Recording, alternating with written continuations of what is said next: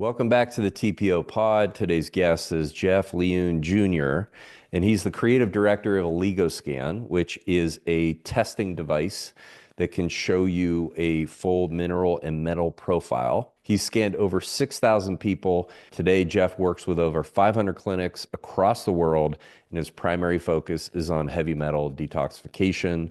Jeff's a friend. I've been mentored by him for the past several months. I love the Oligo Scan and use it with clients, and I hope you enjoy today's interview. Thanks so much for coming on and talking to our listeners and all the people that don't know what an Oligo Scan is, which has really revolutionized how I look at metals and minerals in the larger context. And for me, being a bioenergetics person and as a background, like contextualizing the importance of all of these things within bioenergetics. And so I think that's first of all, a big missing piece for people that are in that space, and some of the insights that you can get from the Oligoscan that you can't get with any other testing tool, which I'm just super excited about. So can you introduce what the Oligoscan is, some of its history and how it came to be, and then your involvement in it? Yeah. So the Oligoscan is an intracellular test using light to understand the metals, minerals, and vitamins in the peripheral tissue of the hand. Okay. So we'll explain on that more. But basically, my father, my grandfather, my godfather started Douglas Labs back in the early 80s. They grew that company for 40 years. They sold to Nestle in 2009 and they basically exited. So I was raised growing up in an alternative household community. Been taking supplements since I was 12. Been around this space, love this space. It's what I eat, live, and breathe. But in 2009, my dad got introduced to the founder of Oligoscan in Europe. My dad started Douglas in Europe while my uncle, my godfather, started it in the US. So they were kind of tag teaming the world. So my dad met the founder of Oligoscan in 2009 and they hit it off and they became partners. So my dad was one of the first original 6 distributors for Oligoscan worldwide. Today he's the only distributor. So we basically manage Oligoscan worldwide. My dad's been doing this for 15 years. I've been scanning people for 9 years. Been working with the company for about 4 years. I graduated from college. I wanted to go out in the real world and gain my own business experience. I didn't want to just come into the family company. So I went out and actually did freight forwarding for 4 years in New York City. Loved it. It's part of my story and it's relevant because, I've always been a party animal, so to say. When I scanned myself with the Oligo scan in college for the first time, my report was terrible. And it was a reflection of my lifestyle. I mean, I was, Miami University, was partying, lifting weights, thought I was healthy relatively, right? I've always had that healthy mentality, but alcohol and drugs aren't that healthy long term. So anyway, I scanned myself. My test was terrible. I was like, Dad, I don't really believe in this. Kept going on my ways. And it wasn't until I moved to New York City, was working a successful job in freight forwarding that I continued to scan myself and I kept seeing the bad, the bad test, mineral deficiency, metal toxicity. And eventually it hit me, I don't want to make the long story short. Eventually it hit me that this thing is actually showing me what's going on based on my lifestyle.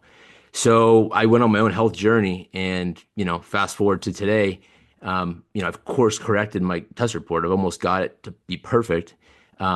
But for me, it's been the trial and tribulations throughout my journey that's actually revealed to me that it's showing us what's going on in the peripheral tissue.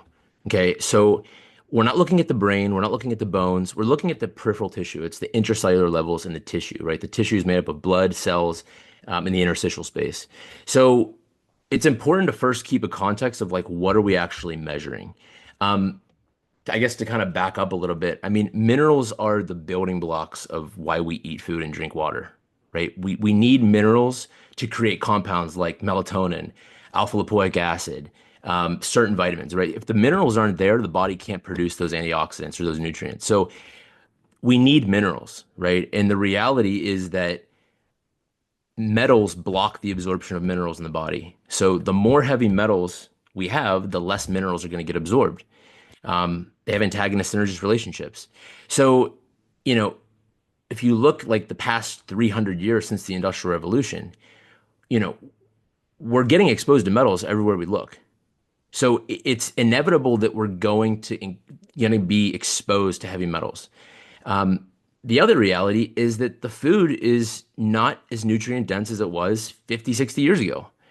So we're kind of getting hit at both angles, and we need to make sure that we're getting enough minerals so the body can function properly. So in terms of why it's important, I mean, metals and minerals are, there's one of the books that my mentor wrote was called Mastering Chronic Disease, Toxicity, Deficiency, and Infection.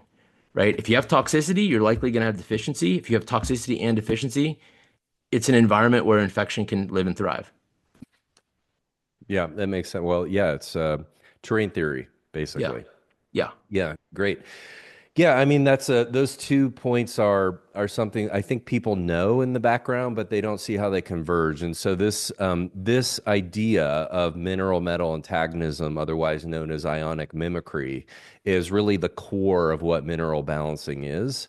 Yeah. And I have like I kind of my introduction to heavy metals was I think what most people's are. It's like, okay, there are these things, they're bad. We don't know exactly how they're bad. We just know that they are, and we need to get them out. And so the way to do that is by taking some kind of a synthetic chelator or Yeah. taking some kind of a thing that's going to go grab it and pull it out Yeah. with no sense that what created that problem in the first place, Yeah. and it looks like mineral deficiency is a large part of that problem, not the only one, exposure another being another one. But have you had a personal evolution with how you've looked at this situation over the years? Yeah, totally. And it's continuing to evolve. I don't know everything. I'm just as much of a free thinker and experimenter on a daily basis than the average person. So I don't claim that I know all the answers, but the one thing I do have is 6,000 scans under my belt. So I've seen a lot and I've asked people a lot of questions based on their scans. So that's helped me a lot. I've also had some amazing mentors. John Gamble, he's our distributor in Australia. He's probably done more. He's the only person that I know of that has done more scans than me. I'm sure there's others, but he's the one that comes to mind the most. Dr. Raymond Palpletz, he probably has as well. He was one of the original advocates of Oligoscan. He's got a 3-hour lecture from 2016 that he did in Tokyo on our YouTube channel that is amazing. Goes over pretty much everything you'd want to know about the Oligoscan. So I've learned from some really great people. In terms of, my theories, my hypothesis, what I believe, yeah, it's evolved for sure. The human mind likes to categorize things into right and wrong, right? Like good or bad. Chelators, good, bad. Which one should I do? What bucket should I go to? And the answer is it depends. Like they can be good and they can be bad. You know, like detox is the buzzword that is circumnavigating this arena right now. It's like, and for good reason, right? I mean, we're all getting exposed to metals. I think people forget that the best detoxifier in the world is our human body. Like we were designed to detox metals without anything, like just existing.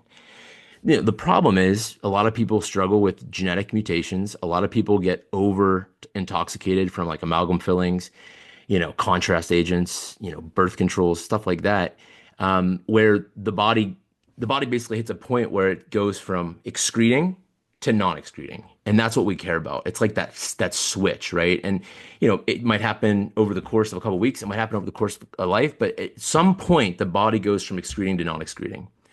So, chelating agents is like a big topic right now. And it's funny, I asked my dad at dinner last night because I kind of anticipated this question being asked, and I was because he did chelation therapy IV before he had us kids. And last night I asked him, I was like, Dad, do you think that the IV chelation helped you in the long run or hurt you? And he told me, and I just go based off like, what's your gut reaction? He said he thinks it hurt him. Hmm. And I asked him why. And he said because he felt like it put a lot of stress on his kidneys. Hmm. And I mean, that's a pretty good antidote, I think, because it does. Think about what you're doing. You're using a chelating agent to grab metals and minerals out of the tissue. You want to get it out of the body, right? So it's got to go through the kidneys. you're putting a ton of metals in the kidneys to process, and that's going to put a lot of stress, oxidative stress. So I think it really depends. That being said, I've read the Andy Cutler, detoxification manual. I've listened to a lot of doctors talk about, oral chelation, IV chelation. For some people, I think it really works. I think it helps. For other people, I think it's a nightmare. So it's just, in my opinion, it's like Russian roulette. Mm. Not to discourage anybody from looking into it or doing it. It's a personal decision. But I've kind of shifted my thinking into let's empower the body to do its job instead of trying to play God and get the metals out. I also think that you know, we create a lot of fear about metals, like we shouldn't. Like nothing should like stress us out unless we know that something's wrong, right? Like if we have headaches every single morning, then maybe something's wrong. Maybe we do have aluminum in the brain. Like maybe we do need to seek medical advice or attention. But if you're like an average person and you're pretty healthy, like I think chelation is probably not a smart idea. That's Yeah. that's kind of where I'm at with that. There's safer Yeah. ways to go about it. So I think you're the only person I know that have done this many tests on metals and minerals, in large part by nature of the ease and the convenience of the Oligoscan. Yeah, for sure. Like that's a large data set to be looking at, and Yeah. you can glean insights that nobody else can see from Yeah. looking at that much data. And so, can you talk a little bit about the most common metals that you see and the most common mineral deficiencies that you see, and maybe the relationships and why you think that's happening? Yeah, totally. Before I answer that, I'll say that yeah, it's been amazing, especially since I was skeptical at the beginning. And after seeing so many examples of, again, validating what the person is telling me about their life and where they've been to the test report in front of my face and connecting the dots, that's what's validated for me personally. Other people don't have to believe that. That's totally fine. But for me, it's validated itself. Um, 90% of the time, maybe 80, call it whatever, 85, 90, it's right on the money.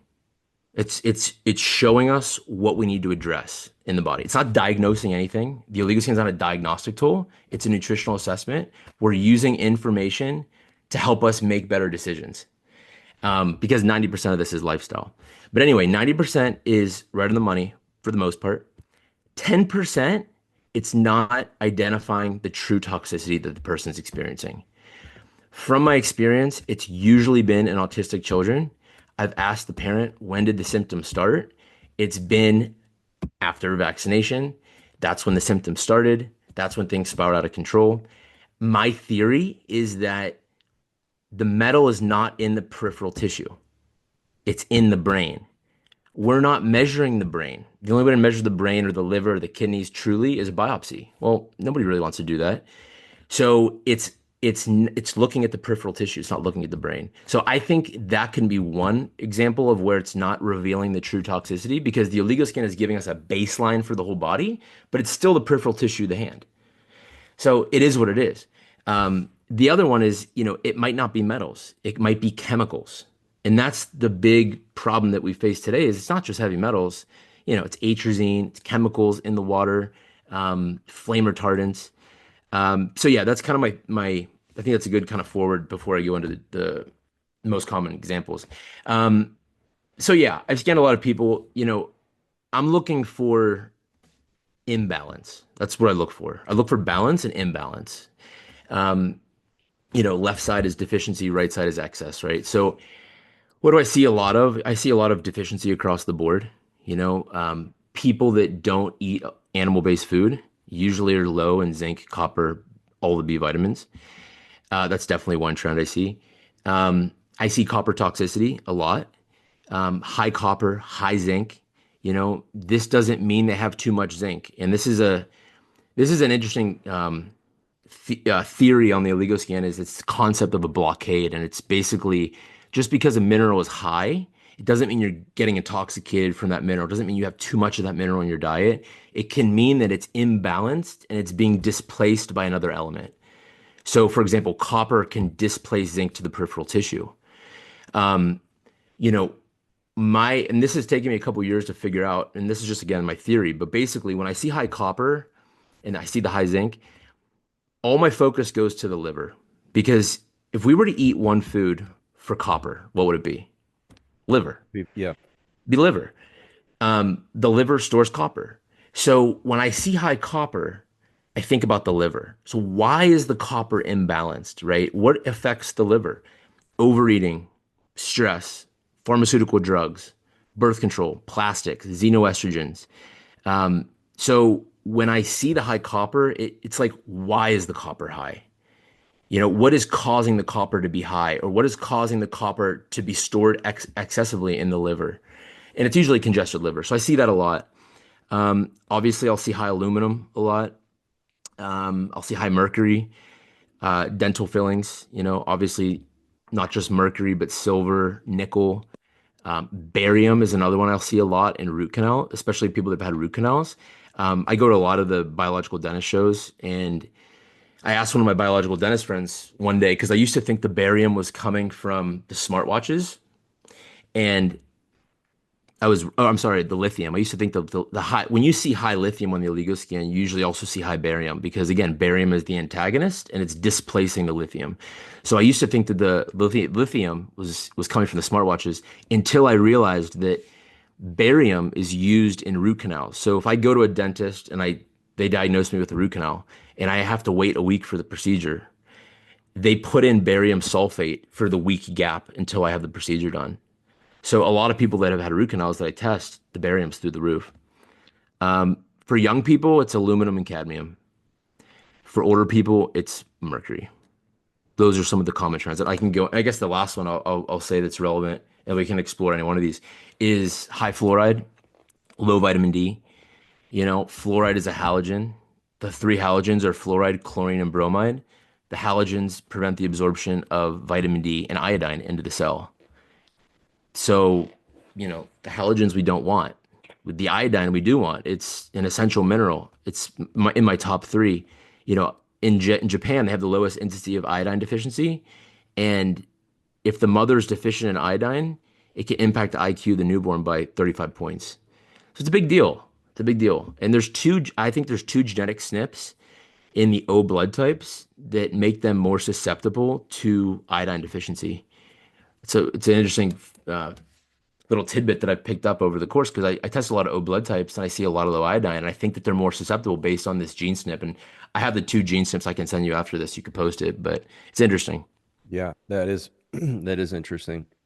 I'd like to circle back to your conversation about copper, which is sort of a contentious topic. You've Yeah. got like most of the HTMA people, the traditionalists, Paul Eck, et cetera, copper toxicity is a major cause of mental disorders and Yeah. cognitive impairment, especially. And then you have on the other side of this, Morley Robbins and the root cause protocol, Yeah. which is like, oh, more copper, you need more. And knowing, but I know you know both of these Yeah. viewpoints. So how do you synergize both of those viewpoints? Because there seems to be truth in both of them. How do you? Totally. Yeah, I've gone down both schools of thought, both theories. I read Morley Robbins' book. I loved it. I've read John Gamble's book talking about copper toxicity. I loved it. I've looked into Pollock's work. I agree with all of it. I think it really just depends. I try not to take like a radical viewpoint and consider the fact that that both theories might be true. When I look at high copper, I'm always trying to ask, like, what is causing the copper to accumulate versus like too much, not enough. Like the body can handle these nutrients, but at some point in time, if the body can't handle it, it's going to store it. And that's when it can cause problems. So I think that like on the one end, like, yeah, most people probably aren't getting enough copper in their diet. On the other hand, if somebody is taking birth control or if somebody is severely exposed to a plastic coffee maker every single morning that has plastics that's putting xenoestrogens into the coffee, or if somebody has a stagnant liver that has been drinking a ton of alcohol, or somebody took a pharmaceutical drug like Accutane and they're more susceptible to stagnation in the liver, These things are all things that we need to take into consideration rather than just too much copper, not enough copper. I mean, we need copper, we need zinc, we need both. They're both important. So it's like we need to start asking like why is the copper accumulated? And I think it's because of the liver function. That's ultimately what I focus on. I've tested multiple people with the high copper. For example, one kid I tested, great test, healthy guy. Only issue was anxiety and depression. Sure enough, I scanned him, high copper. He told me, yeah, anxiety and depression. I recommended a liver flush. He texted me the next day or the next couple weeks. He was like, that was like the best thing I've ever done. I feel incredible. I got to follow up with him, see how he's doing now. But other examples, I've tested women with birth control, copper IUDs. Copper's high. I mean, it's right there. Not to the extent of other people, right? I've scanned some people that are carrying 50 pounds fat tissue. They've got a small copper zinc blockade. Well, their liver's congested. So I think it really comes down to the liver. Um, you know, I eat liver for the copper and the B vitamins and because it's a superfood. But for somebody that's a slow oxidizer, that they have high copper, yeah, they probably should not eat liver, right? You don't want to give the body something that's going to have too much of something that you don't need. We need to instead focus on the liver, increase the function of the liver. That's kind of my philosophy with it. Yeah. So if you see high copper or copper toxicity in a Oligo scan, do you simply see elevation in copper, or are there other markers associated with that that you also see to help you identify it? Yeah, great question. So I'll see high copper usually. Obviously, then I'll see high zinc, right? Because the excess copper is displacing the zinc to the peripheral tissue. Usually, then I'll see low lithium. Almost always the lithium is low. I'll see high aluminum in a lot of cases, which makes me want to investigate the correlation between aluminum and the liver. But I would say that primarily that probably low magnesium as well, but most people have low magnesium, maybe low silica. When the aluminum's high, the magnesium and the silica are both going to trail. And it's funny because if you look at the periodic table, you have aluminum, you have boron above it, you have magnesium on the left, and you have silica on the right. Makes a lot of sense. Yeah. I think it was Clark Engelbert was telling me that because he works a lot with kids on the spectrum, Yeah, and most of the conversation is around getting the aluminum out and yeah, seeing like massive aluminum dumps over a year, year and a half, sometimes 2 years. But it's not that on its own. yeah, There's usually problems with copper and also problems with iron seems to also yeah, be in the mix there in the yep, brain. yep, And I just want to reinforce the point that like you mentioned this earlier. I think it's really important is that different tissues have different levels of sensitivity. yeah, And when you're working with a basically like a quantum interface, like the brain, it doesn't take very much to screw it up. yep, Whereas something like the bone, like is going to be actually a very functional storehouse for yep, aluminum and lead if you have an overdose, if you get overexposed and you can't eliminate it, is yep. not going to create as big of a problem. And you can have a lot more there than you can have in the brain before you see symptoms. And so, yeah, the brain tissue is just so sensitive and So sensitive. it's like very fine tuned in order for it to be a high performance tool. It needs to be very finely tuned. And so I think that's important. But super interesting about the zinc blockade that you'll Yeah, see that high if somebody's got copper toxicity. I mean, if you saw, and I'm asking you this because yeah, like, um, you and I are doing some work together right now, yeah, and a lot of these people that I'm scanning I will see high zinc, but I won't see high copper. It'll be yeah. green plus, but it's not going to be excessive. It's not going to be in the yellow. And and would you read it the same way if you saw very high zinc and just like green plus zinc or copper rather? Yeah, it's a great question. How I'm starting to how I'm theorizing it, how I'm thinking about it is what is causing the zinc to be high? What is causing the mineral to be imbalanced? So we have to ask ourselves, is the person taking zinc? Okay, are they consuming foods with a lot of zinc? That's like the first thing to look at. The second thing is to look at what metals are high or what elements copper are high, and is there potential that they're creating the imbalance?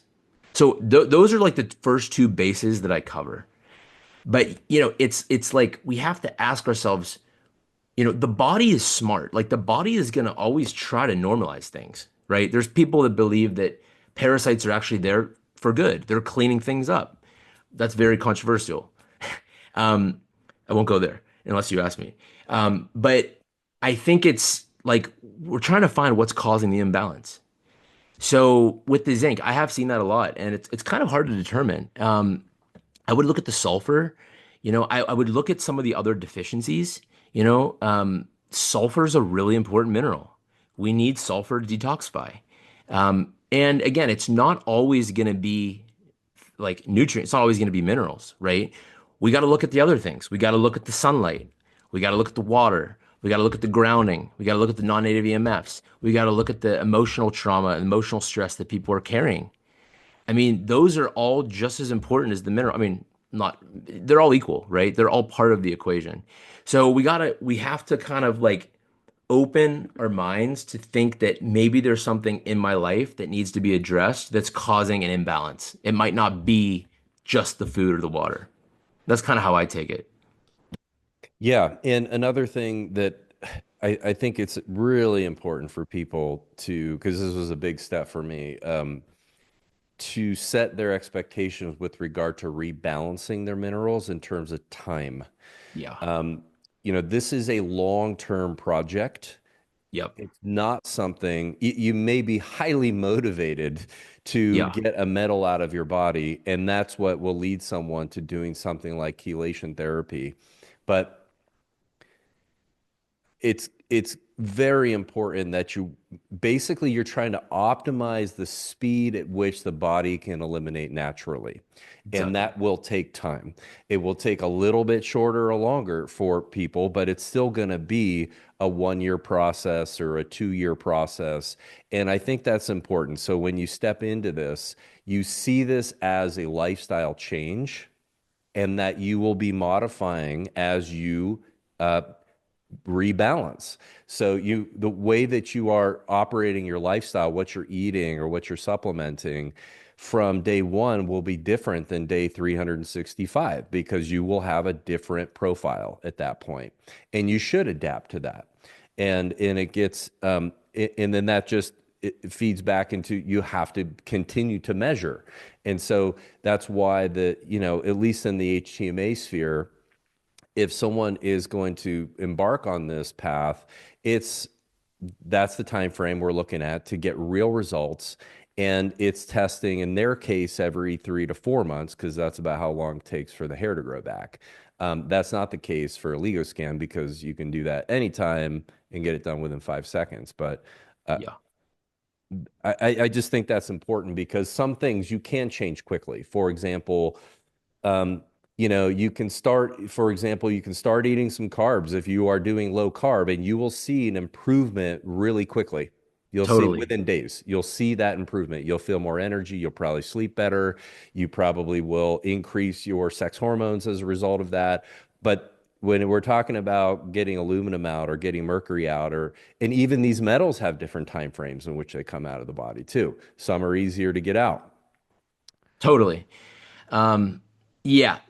Starving yourself does have a purpose. There's a book called Starving to Heal in Siberia, which I just read a couple weeks ago. Blew my mind about helping people with chronic Lyme disease. So I think fasting and starving does serve a purpose. I mean, Jesus did it in the Bible, right? It's in the Bible. But that's not conducive for possibly detoxing metals. I think that fasting is more for autophagy and in the case of Lyme disease, like creating an incinerator in the body to burn through things. But it's very stressful. So from a mineral standpoint, it's not, and a heavy metal detox standpoint, it's not ideal, but it does have its purpose.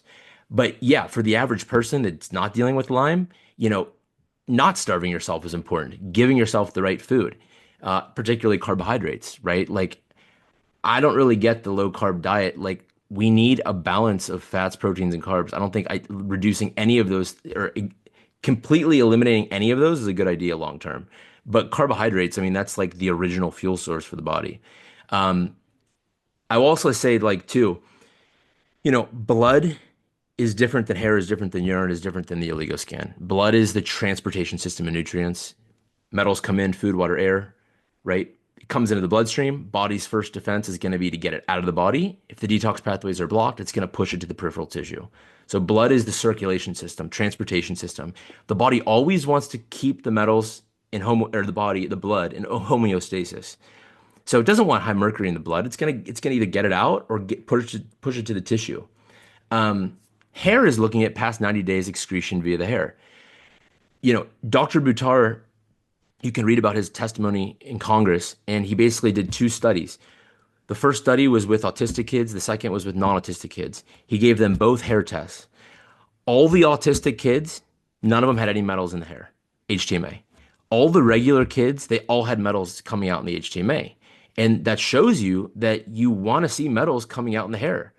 It's the question is the person excreting or not excreting? The Right. autistic kids weren't excreting. And that's a really important distinction is what you're looking at is excretion. You're not looking at total body burden of the metal.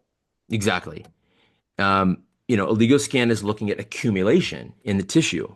Urine is looking at what's excreted via the urine with a chelating agent or not. So there's no, one test is not better than another test. This isn't a competition. It's they're looking at different vectors of the body. It's up to the practitioner or up to the person to use that information to assess what's going on. And that's where, the majority of the analysis goes into hand is what are we looking at and how do we address it? So, you were talking about some deficiencies. You see a lot of magnesium, and I wonder, do you think that that is what's the prime driver of that? Do you think that that is a metal antagonism? Do you think that that's lack of dietary input? What do you think is more a driver of this low or maybe it's high stress as the driver? What do you, how do you, what's the hierarchy for you? Aluminum toxicity from the environment, number one. Number two, most people are not getting the RDA of magnesium from the food that they're eating. Number three, the soil in America has been monocrop for the past 50 years by big ag. The soil doesn't have the nutrients that it did 40, 50, 60 years ago. Number four, the increase of non-native EMFs, phones, computers, tablets, cell towers, electrical transmission cables, smart meters.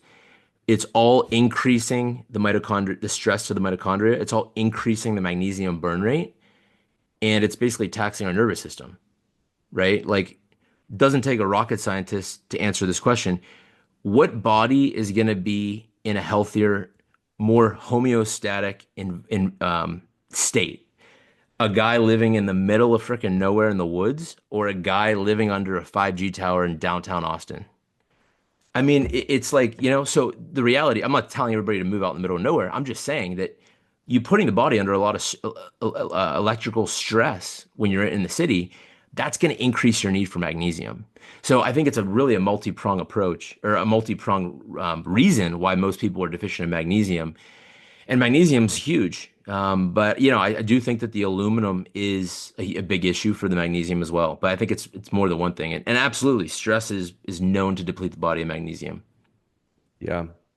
Well, that sort of complicates the stress wherever it's coming from. It's Yeah. psychological, it's non-native EMF, it's you're under eating and overtraining, whatever the stress is going to further then imbalance the calcium magnesium ratio. Yeah. And so, like a lot of the studies that have been done on non-native EMF, Beverly Rubik is a good example of this, show the increase of calcium in the cell.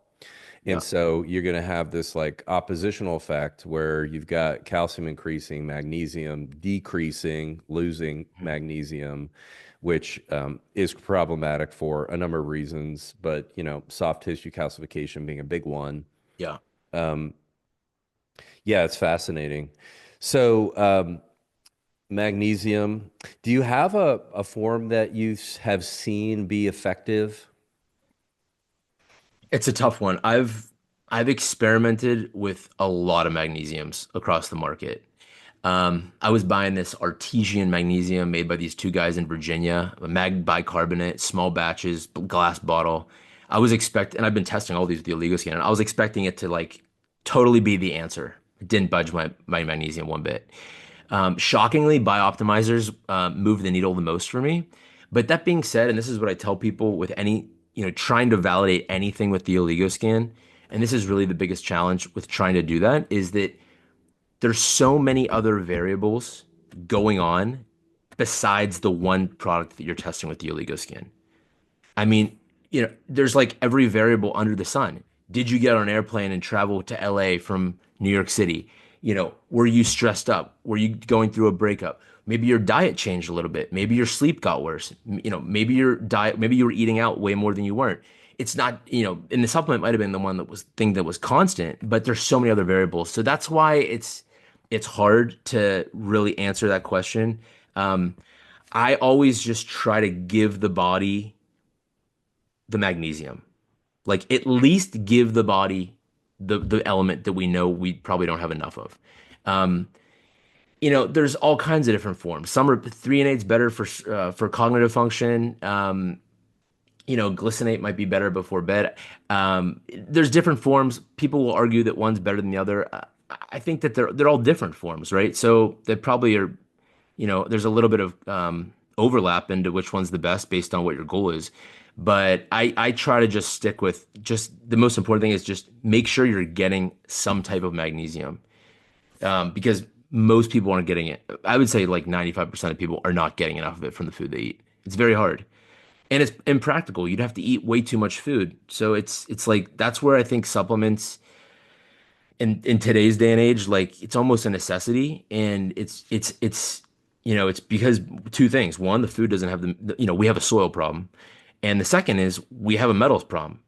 Even if you're a healthy guy living in a rural area, you're still getting exposed to metals. Maybe not as much as somebody living in downtown Dallas, but you're still getting exposed. So it's like the overabundance of the metal creates the need for more of the minerals to balance the scale. Yeah.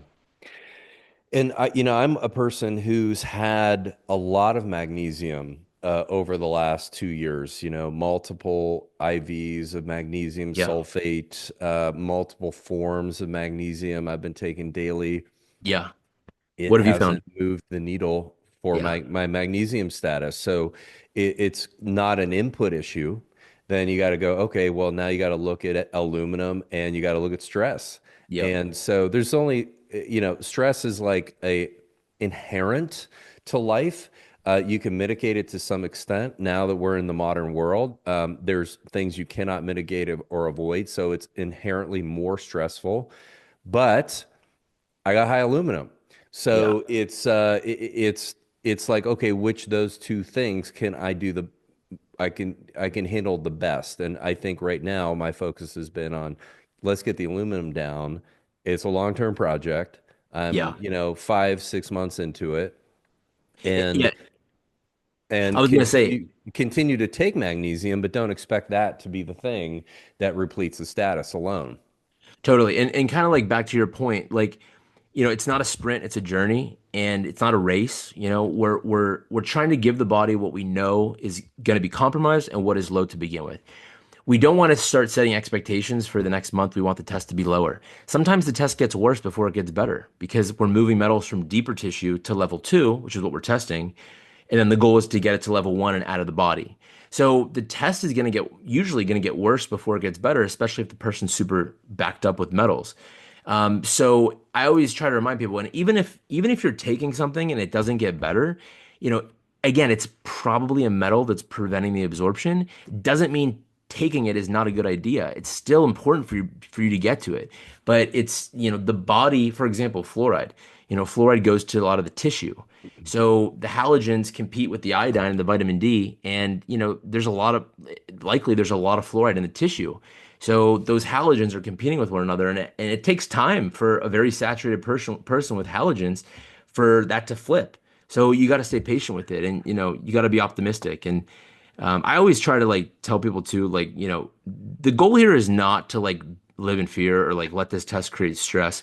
We're just looking at what is going on in the peripheral, what is low, what is high, what do we need to address, and address it in an optimistic like go-getter mentality, not like crap, I'm not absorbing anything. Like what do I do? Like I'm like sad. Like no, like that's not what we're doing. Yeah. And getting as much of these nutrients as you can from quality food, regeneratively farmed food, raised animals, Yeah. biodynamic, grow it yourself, and then what you can't get from your food, you supplement. And Yep. and I agree with you. I think that it's an inevitability. It's a requirement. If you want to be optimal, you have to be supplementing something. Um, Yep. and and I've heard you say before, a tool like Chronometer, which I use, is a great way to at least get a sense of what your inputs are from food, your micronutrient inputs are. Um, so most people don't even know. It's like, oh, I know this, I know potassium's good for me. Uh, but did you know you were only getting 2,000 milligrams a day and that the recommended amount is 4,000 to 4,700 milligrams? It's more than twice what you're Yeah. getting. And that is imbalancing your sodium to potassium ratio, and that can be causing high blood pressure, and it can be causing like a slow oxidation rate, and that, downstream of all those things. So it's really useful. At least it's not something I think a person needs to do every day for the rest of their life, but an audit. Do it for 3 days. Yep. Plug in your normal eating for 3 days, and you'll get a sense of where your deficiencies might be. It's the best free advice we can give, I think. Eat 1 to 3 days and actually put in what you're eating, like everything. Like if you have like a handful of chocolate a night, put it in. Um, and I mean, people will be shocked. People that tell me like, "Oh, I eat healthy. I'm like organic. I eat a good diet." Like they'll be absolutely shocked to see how much zinc you actually need versus how much you're actually getting.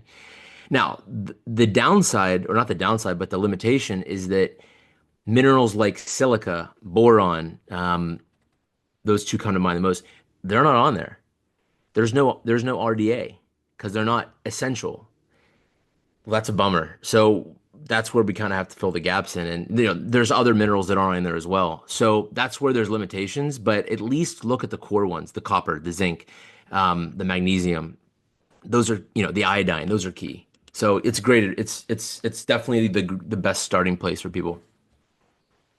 I wanted to ask you about a couple more of the blockades Yeah. and in your interpretation of this. So for context for people, blockade Yeah. is, typically when you uh, see a mineral be very high and you're not supplementing with that mineral. Yeah. So there's a reason why, in the case you were talking about before, where the copper is displacing the zinc. And that could be one reason why zinc would be high. I'll just throw a couple others out there that I Yeah. see just to kind of get your interpretation. I'm seeing weirdly cobalt. I'm seeing some sulfur Yep. is a big one. And so what do you think about these two? Yeah. Cobalt's an interesting one. You can like I'm reading this. I don't think I have it up here. This big book about environmental toxicity, and cobalt's an element.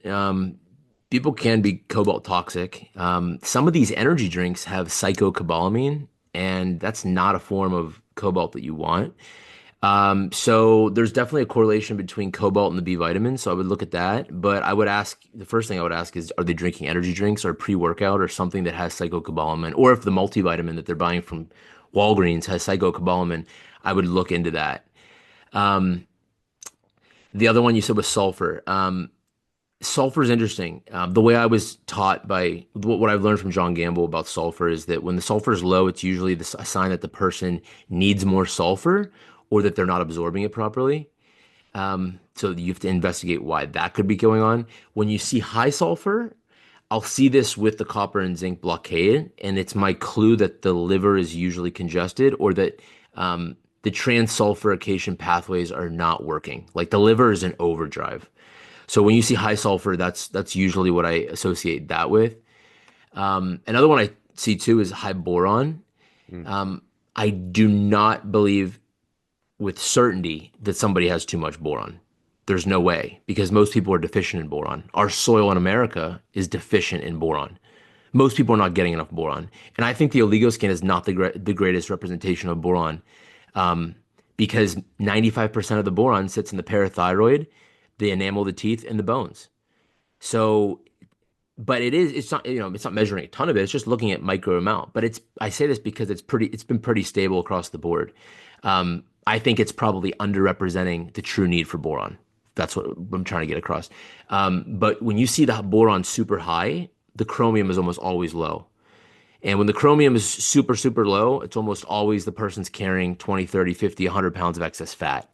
Anytime the person's carrying 50, 100 pounds of excess fat, we don't need to do the oligoscan to tell if there's imbalance, right? The person's not excreting, they're accumulating fat. Toxins are stored in the fat. There's clearly a metabolic condition going on, blood sugar metabolism, insulin resistance.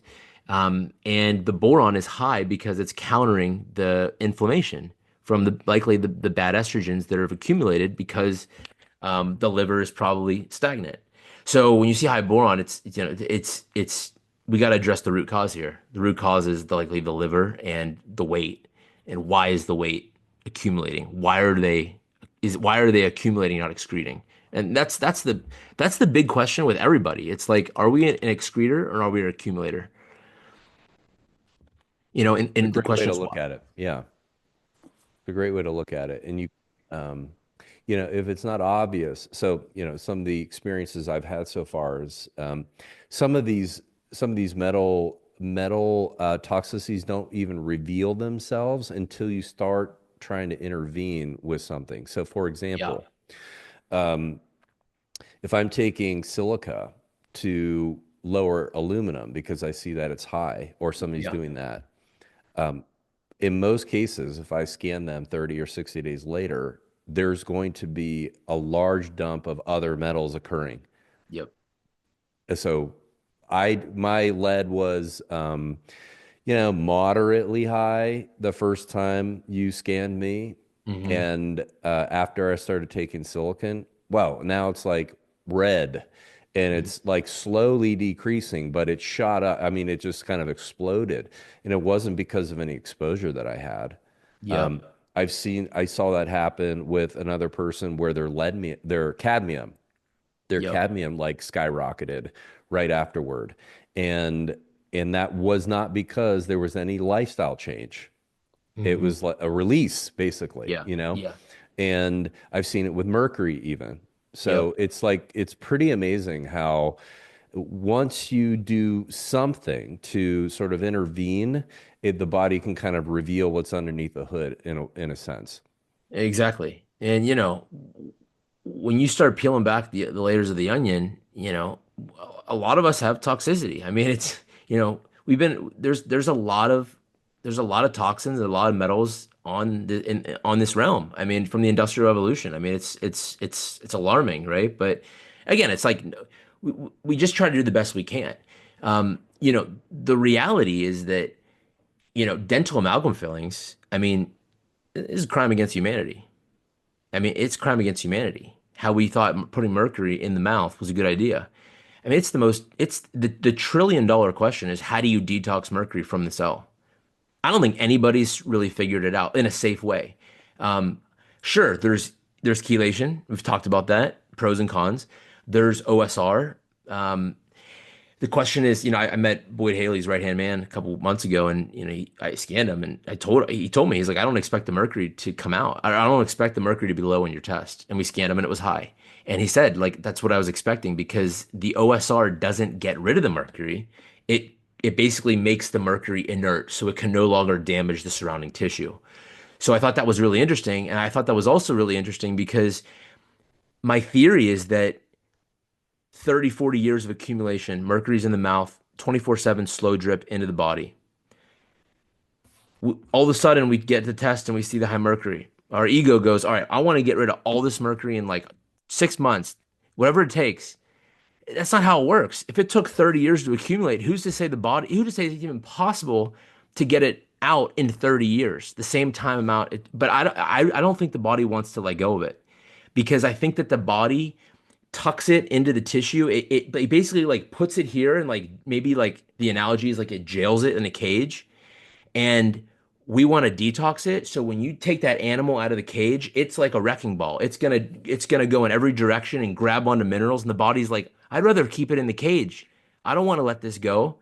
So that's why when we start doing, pushing it out with DMPS and DMSA, you're like letting all these little mercury animals out, and they're like octopuses. They have tentacles. They grab onto different minerals. They camouflage itself, so the body doesn't know what's going on, and all hell breaks loose.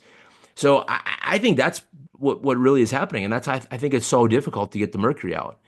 Whereas aluminum is not that way, so to speak. It's a little bit easier, and I think that the silica is the really a promising mineral to detox the aluminum.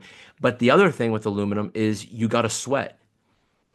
I would say 95, maybe higher percent of people that I test where the aluminum has been in the red have all told me they have trouble breaking a sweat.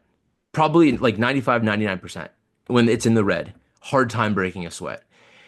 And we think about it, like antiperspirant deodorant, anti-sweat. That's what it means, right? We put a metal on the underarm to a major excretion point to block the perspiration.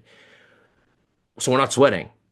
So it's like we have to sweat to get the body to release the aluminum. So it's really interesting. And one of my other mentors, Michael Fessler from Herbalix Restoratives, he always taught me that the spark of life, the sodium gated channels, right? The aluminum basically disrupts that. So on the Oligo Scan, it affects the first six minerals: um, calcium, phosphorus, silica, magnesium, sodium, potassium. So the problem with aluminum is, one of the ways to get rid of it is to open the lymphatic system, and that includes sweating and lymphatic drainage and lymphatic massage. And some of my early meetings that I would go to with him to some clinics, he's an incredible guy. You can find him on a couple podcasts, but he would basically like start at the person's scalp and go all the way down and see where the swelling was at. And then he would use these salves that he has to help vasodilate the skin to help draw the aluminum out. And he's got some amazing testimonials. So again, I think it's one method that might help. Sauna is another method that might help. Foot baths, ionic foot baths are another method that might help. Regular magnesium Epsom salt baths, another method that might help. The key is you got to exercise. You got to move your body and you got to sweat. Yeah. I think. Yeah. Yeah, I was looking at Chris Essley's some of his studies. That I know you're familiar with him. Mhm. And for those that don't know, he's probably the foremost aluminum researcher on the planet. Yeah. Been doing it for 35 years.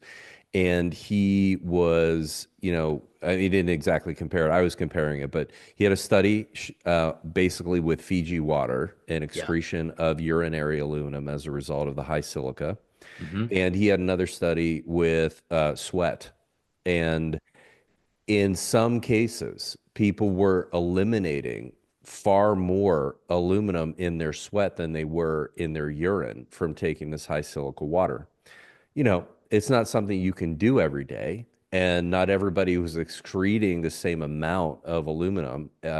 So there were people that were excreting up to 7 milligrams Yeah. per sweat, which Wow. is a lot. I mean, I just I have to. I'll share this with you, but I have a video coming out on aluminum and the ATDSR, which is an agency underneath the CDC that basically does toxicology research, estimates that an average healthy American human or adult has between 30 and 50 milligrams of aluminum in their body. So one sweat getting 7 milligrams out is highly significant. So if you could do that 2 or 3 times a week, which would be a normal sauna schedule, uh, then you can make some real dents in your aluminum burden, along with taking silicon. And so there's hope here, I think, is part of the message is that there are ways to do it. And then there are metals like you were saying, and mercury, that they're so dangerous that your body doesn't want to do it, or it's going to do it very slowly. And And so the context matters, right? And a person's Mhm. personal situation really matters here and what they're trying to accomplish. Getting rid of metal just to get rid of it because you want to, you want to have you want to look at your test and you want to see a lower amount, probably not a good way to go about it. You got symptoms, that's a good thing to try to address. If you've got mineral imbalances because that are driving those symptoms, that's a very good thing to address. And so of course Yep. you have to go after the metals. Um, okay, so we're about in an hour. And how do people get an Oligo scan if they want to get a scan? What's the best way to figure that out? Yeah, you can just go on our website. It's theoligoscan.com. There's a tab that says find the nearest provider. So if you're just somebody that wants to get tested, you fill out the form, send it in. We'll send you back a list of the closest practitioners based on your zip code. If you're a clinician, practitioner, and you want this for your clinic, there's another tab that says I'm a provider. Fill out your information, and we'll send you the pricing. We've got about 450 clinics in the U.S. And thousands globally, but I handle mainly the US and Canada and some of the UK and Australia. But yeah, we're starting to really, I think we've got an Oligo scan in every state now besides Mississippi. But we've got a lot of, I'm trying to get that one. I got North Dakota the other day and it was great because we didn't have anybody up there and I was like, you're a first person. So it's nice to like get somebody new in a state and, make it more accessible to people. But we're in a lot of the metropolitan areas. So yeah. Question about the clinicians. So first of all, th if someone wants to get to an Oligo scan, they're pretty much going to a clinician that has one. There's a clinic and they're utilizing that. Is that the idea? Um, yes, most of these places are MDs, functional medicine, IV clinics, but there's a lot of spas, there's a lot of um, acupuncture places, just wellness places that necessarily aren't, biohacking studios that aren't doctors.